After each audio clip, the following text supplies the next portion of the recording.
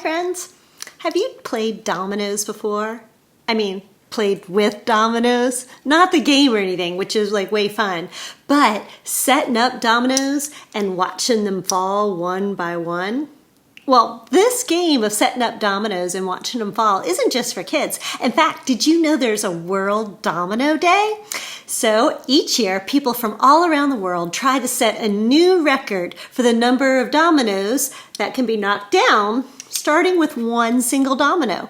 Do you want to take a guess at what the world record is? Give it a try. Here it is. So is it A, 1,863, B, 91,863, or C, 491,863, or D, 4,400,091,863 dominoes? What's the world record? What's your guess? If you guessed D, 4,400,091,863, you're correct. That is a lot of dominoes. Can you imagine looking out over the warehouse where all of those dominoes were set up on that day and then feeling a big sneeze coming? Oh my goodness, that would be terrible. That would be terrible. But seriously, can you imagine 4 million dominoes? That is such a huge number. But I've got an even bigger number to share with you today. How about this number? 8 billion. I recently learned that in November, the 8 billionth baby was born. 8 billionth. 8 billion. So by today, here in February, the world population number is even higher than 8 billion. That's such a big number. I needed a little help trying to wrap my head around what 8 billion is. And so this is what I found. I found that if you took 8 billion steps, you would circle the earth 139 times. Okay, so here, how about this? Let's say your job was counting, and it was your full-time job, and you counted 1, 2, 3, 4, like that, for 8 hours every day. It would take you 761 years to count to 8 billion. Okay, how about this? Do you like bananas? It would take you 200 lifetimes to eat 8 billion bananas. So yeah, no, I can't even imagine walking around the earth 139 times or even eating 8 bananas, and like 8 billion is like way more. So I needed a little bit more help kind of picturing these numbers. I mean, 8 billion people, that's a lot. So today I brought these dominoes to maybe help us figure out what Jesus is saying in this message. In Matthew 9. So in Matthew 9, we hear that Jesus is traveling all through the towns and the villages in the area, and he's doing Jesus things. He's teaching and explaining God's word in the scriptures, but he's also healing every kind of disease and illness, and people are drawn to Jesus.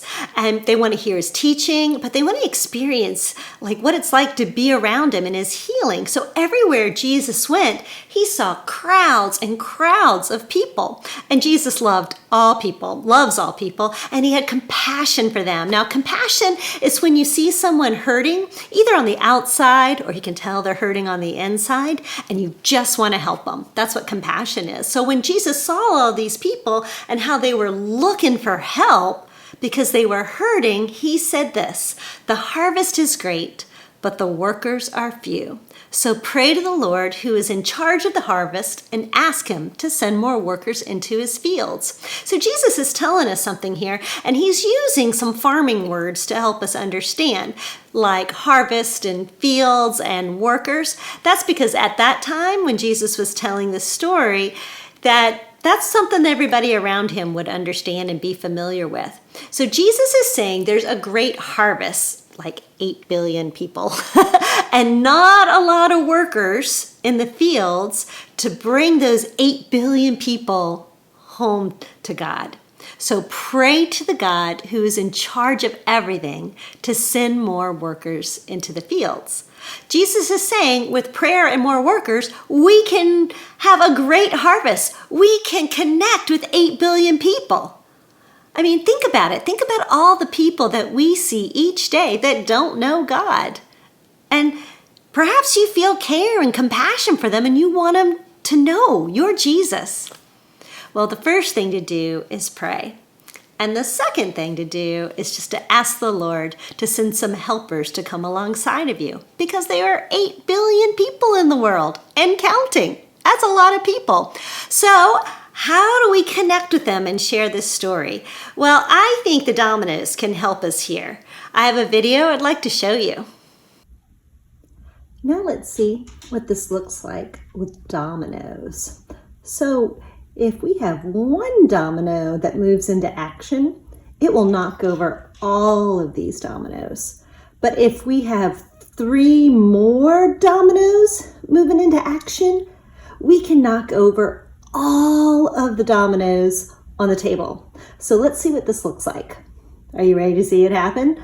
1 domino, 3 dominoes, 4 dominoes in action. All right, let's see.